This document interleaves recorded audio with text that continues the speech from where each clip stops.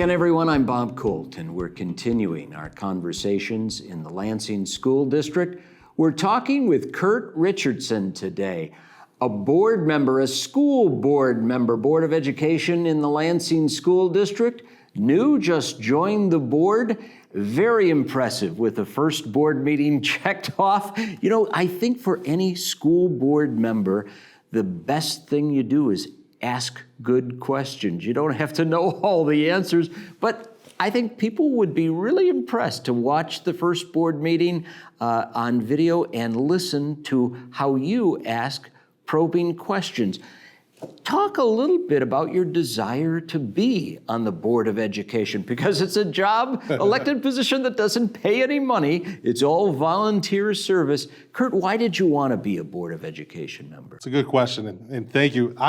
That's a lesson I learned, is that you don't have to know a bunch. You have to just be able to ask questions and hope the person you're asking a question knows a bunch so that you're not putting them on the spot. But for me, it's pretty simple. I grew up here in town. I grew up in Lansing. I left for a long time, had some success in the financial services market, and a family tragedy brought me back here. And as I got back, I realized the school district I had left in 1998 has had some challenges since then that I thought I could affect. And so rather than complain, rather than conjecture and Monday morning quarterback, I thought I'd get involved and see if there was anything I could do to move the needle. Well, introduce yourself. Talk to people right now who might be listening or watching Kurt Richardson, Lansing School District Board of Education.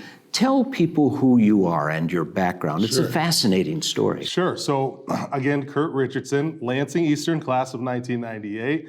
Had the good privilege of being an okay athlete here and being able to play college sports. I wrestled and played football in college, and had a really cool opportunity. I met a gentleman named Dan Gilbert early on and his staff, and they were building a mortgage company in Southeastern Dan Michigan. Gilbert. That one. That Dan Gilbert. They were building a mortgage company in Southeastern Michigan that had 300 people in it. And when I left, there was 23,000. So anytime you scale something like that, even a 2.0 kid like me, you can learn a little bit about how to run businesses. And so then I transitioned that into what I do now with one of my businesses is called Encore Athletics. So I work with 11 NFL teams, and we help guys who get drafted in the NFL or are leaving the NFL not sit around on the couch for the next 20 years of their life. So the joke I always tell is that we teach young guys with money how to be old guys with money. And in doing so, you know, we have a couple happy endings here and there. And I'm able to use that experience from sitting at Quicken Loans, which is now Rocket Mortgage, for all those years, and teach these guys how to learn from some of the mistakes we made and take advantage of some of the things we figured out. Well, you had a fascinating career as a young man, as a college football player. Talk a little bit about your experience under Nick Saban, Michigan State University. So the experience is limited. People say I was a walk-on, but I was actually a run-off. Which is, I walked onto the football team in 1998. Coach Saban had just got here. They had that great recruiting class. Julian Peterson, Josh Thornhill, couple of real star players, and that's when it started to turn. But Coach Manny was the strength and conditioning coach, and I made pretty much every mistake you could make as a young person and paid a lot of lessons. And one day, out at Spartan Stadium in the 135-degree heat on the field, I just hadn't had enough, and I put the white towel up and ended up transferring. So I always say that Coach Manning, who I'm now, I adore. He's a great person. I connected with him as an adult, but I always tell people he made it possible for me to actually play at Ferris State, which is where I actually had a little bit of playing time. You moved on to Michigan State, went to Ferris State, and you kind of went in the financial services, working with Dan Gilbert. And then now, how did you evolve and work in helping athletes? Tell us a little bit about that. It's actually an interesting transition, and it makes a ton of sense when you think about it. When I got to Quicken Loans, I grew up just not very far from where we're recording this. I grew up in Cranbrook Housing Project. So when I was a mortgage banker in the early 2000s, I didn't even know what that was. We were renters our whole life. So I had a very limited understanding of where the starting points were on a lot of stuff related to finance, but I was able to kind of figure out how to digest that and teach it, almost like how our teachers in this district can take complicated stuff and make it understandable. In the financial world, I realized that was kind of one of my niches that I had. I could explain why somebody want to be forward thinking to think about investing in their own 401k or retirements or becoming an entrepreneur, or teaching these guys that we work with in the NFL that, you know, when this is over, you know, no one's going to care that you're big and strong anymore. You get judged from the neck up after this thing ends. And just being able to articulate that, I just had a kind of a knack for making sure that guys that grew up like I did could understand some of this dynamic financial stuff. And I would read on it, and then be like, okay, this means this little thing to us, and 90% of it, the smart people can take care of. But if we understand this, we can make good decisions. And what's been the response to athletes as they move on in their career? How do they respond to that knowledge that you share? It's hard because there's a couple things that happen. One of which is some of these guys never have to work again. But what happens is they realize they've built these $1 million prisons that 10 years from now, when you don't have a reason to leave the house, that's kind of depressing. And so, we hear the cliche that money doesn't buy happiness, and some of us would love to try to live on that side and prove that right or wrong. But some of the guys that we work with are experiencing that. So I tend to find that the rookies I work with, I'm just the guy that comes through, and if I can stay sticky with them, we can help them make good choices over the long haul. But it's the veterans and the guys that have been out for 5 or 6 years that realize how quickly this thing goes away. And you go into a restaurant and no one remembers your name, and they have a lot of access while they're playing. They can call companies an intern and extern, and that access goes away pretty quickly when you're not putting the helmet on every Sunday. Well, and so here in the United States, we declare a human right of the pursuit of happiness, and it's sort of a promise. It's not really something that we guarantee, and you help to show people how to get happiness from the mansions, that $1 million mansions you say that they achieve. And is there a secret? They have to struggle to know what to do and how to create that happiness in their own world. There is. Most people don't know much about the purpose or why they're here. And I'm not a very spiritual person, but I know the reason we're here is not to entertain people on Sundays.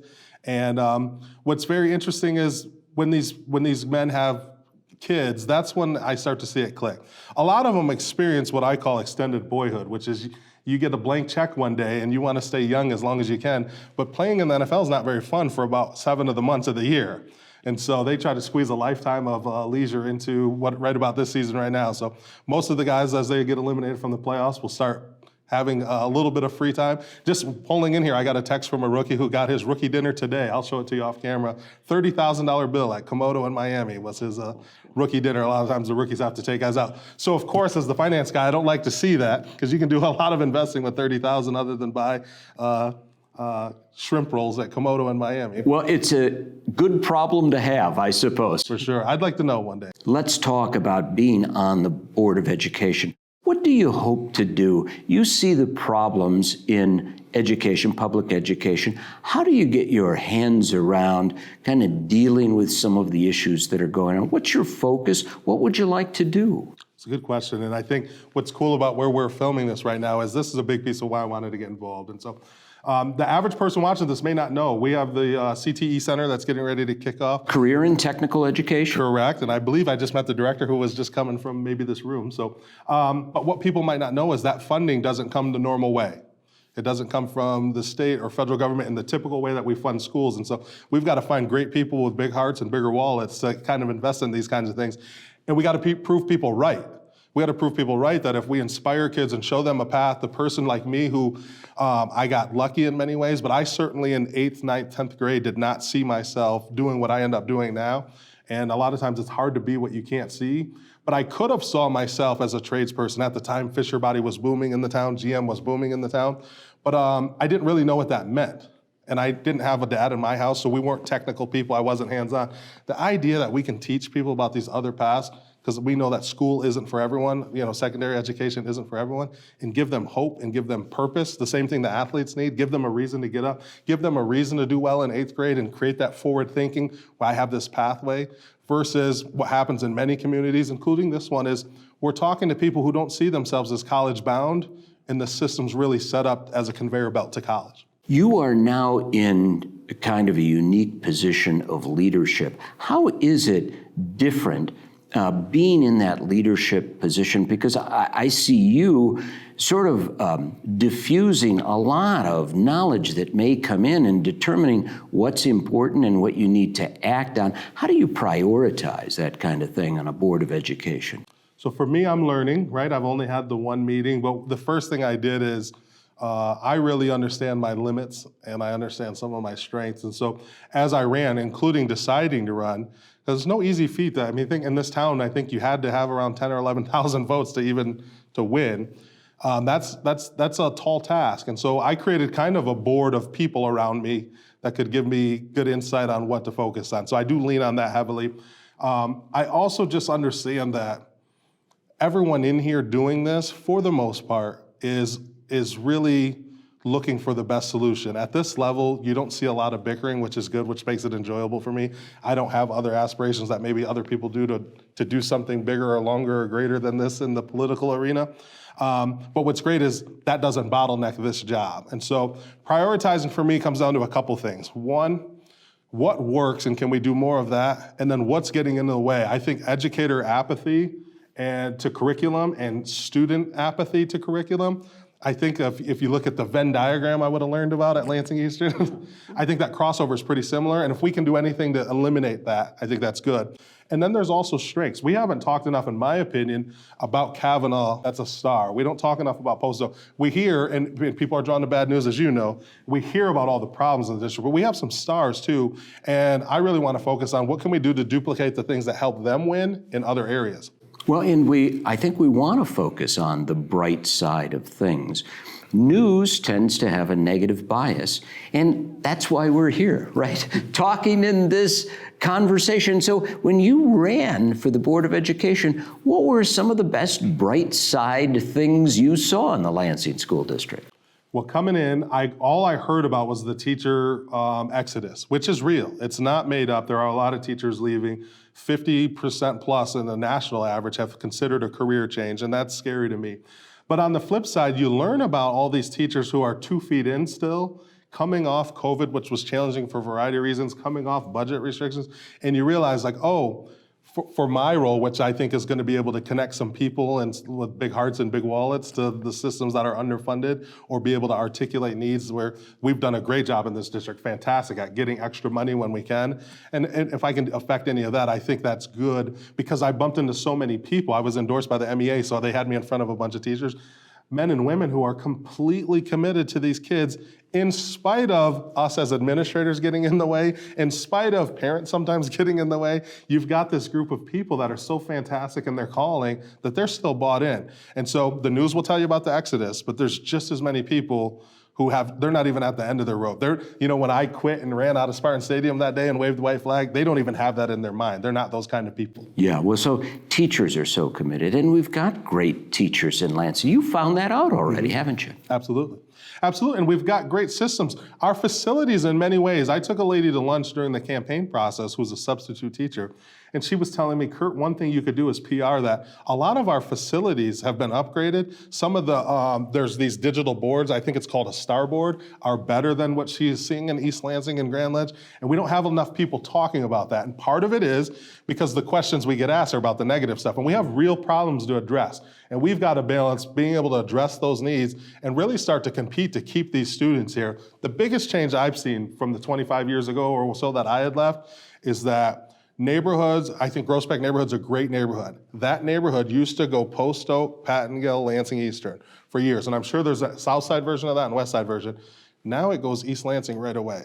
And then it goes East Lansing has it for high school. And I understand to change that, we've got to improve the product, but we've also got to improve some of the narrative stuff. There's some stories we could tell those parents making that choice that they may not know because it's not that it's not getting PR'd, it's just that it's not rising to the level of the noise because there are real problems too. Kurt, welcome to the school district board. We need you, and I think you're going to be really welcome, and we appreciate your leadership. I hope this is the easiest thing you do today. I'm Bob Colt, and we will continue our conversations in the Lansing School District. Thank you, Bob.